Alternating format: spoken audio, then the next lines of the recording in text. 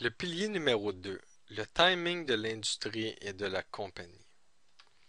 La question que tout le monde se pose est quel est le bon timing pour joindre une compagnie de MLM? Le pilier numéro 2 stipule qu'il est préférable de ne pas joindre une compagnie qui n'a pas au moins 2 ans de succès dans le marché.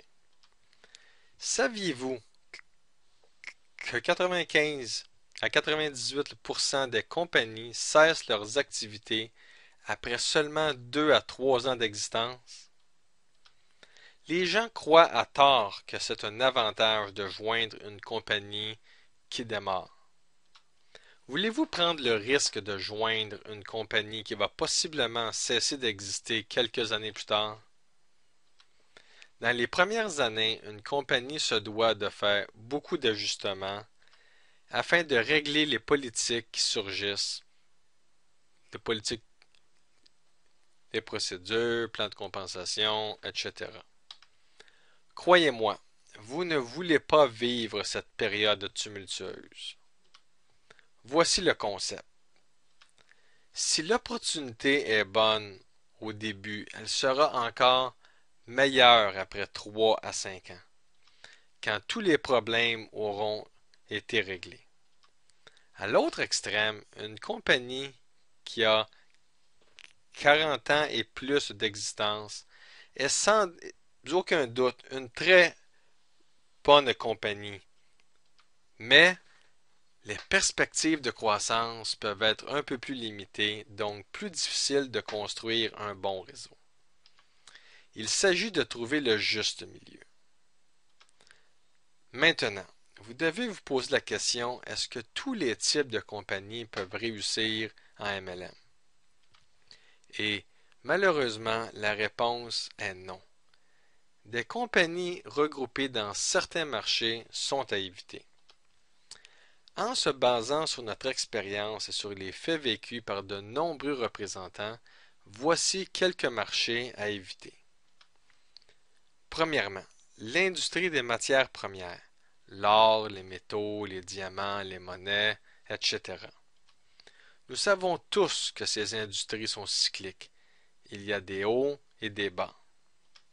Cela peut sembler intéressant de joindre une de ces compagnies lorsque les conditions économiques sont favorables. Mais qu'arrive-t-il lorsque cette industrie se retrouve dans un creux?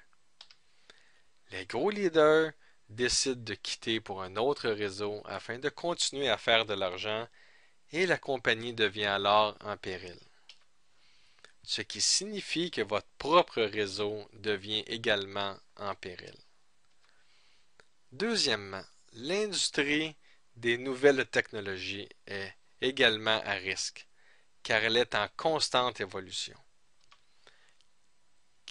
Qu'arrive-t-il lorsqu'un autre produit meilleur et à la fine pointe de la technologie arrive sur le marché?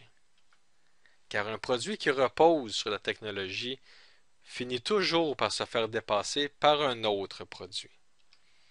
Lorsque ce moment arrive, il y a de fortes chances que votre réseau s'écroule.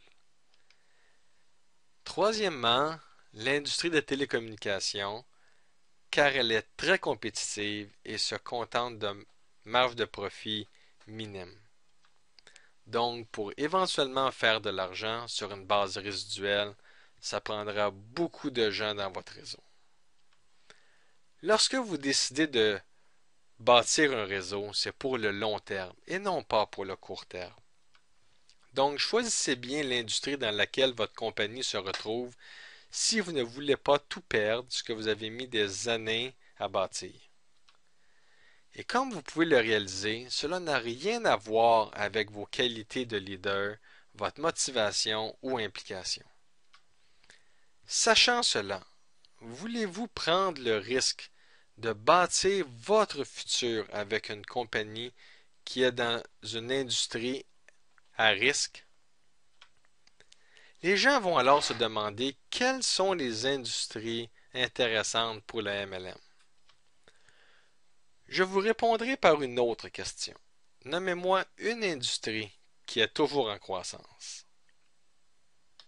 La réponse, l'industrie des produits de consommation.